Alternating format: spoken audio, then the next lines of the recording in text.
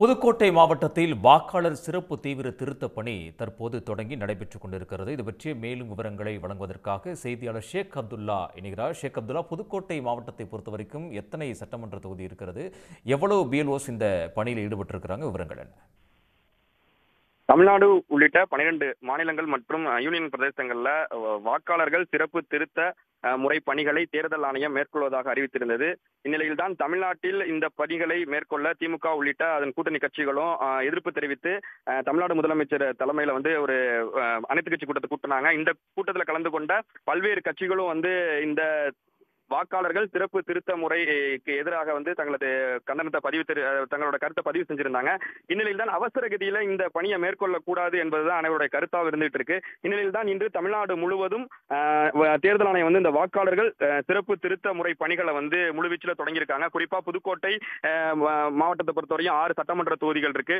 ஏறக்குறைய ஒரு 13 லட்சம் வாக்காளர்கள்ட்ட இருக்காங்க. இந்நிலையில் தான் இந்த பணியானது இன்று முழுவீச்சில் தொடங்கப்பட்டிருக்கு. குறிப்பா புதுக்கோட்டை மாநகராட்சிக்கு உட்பட்ட பகுதிகளில் மாநகராட்சி ஊழியர்கள் சுமார் 150க்கும் மேற்பட்டோர் ஒவ்வொரு வீடுகளுக்கு சென்று அந்த படிவத்தை வழங்குறாங்க. அதாவது தேர்தல் ஆணையத்தால் வழங்கப்பட்ட ஏற்கனவே வாக்காளர் பட்டியலில் இடம்பெற்றுள்ள வாக்காளர்களுக்கு ஒவ்வொரு வீடுகளுக்காக சென்று அந்த வாக்காளர் படிவத்தை விநியோகம் செய்யறாங்க.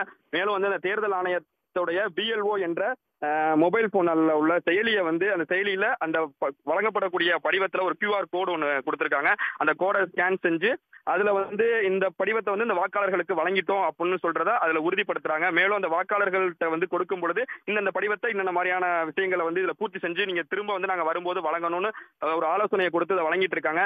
இந்த படிவத்தை பெறும் வாக்காளர்கள் பல்வேறு கேள்விகளை முன்வைக்கிறாங்க. ஏற்கனவே இந்த பீகார் உள்ளிட்ட மாநிலங்கள்ல லட்சக்கணக்கான வாக்காளர்கள் இந்த முறையை திருத்த முறையை செய்யும் பொழுது நீக்கப்பட்டாங்க.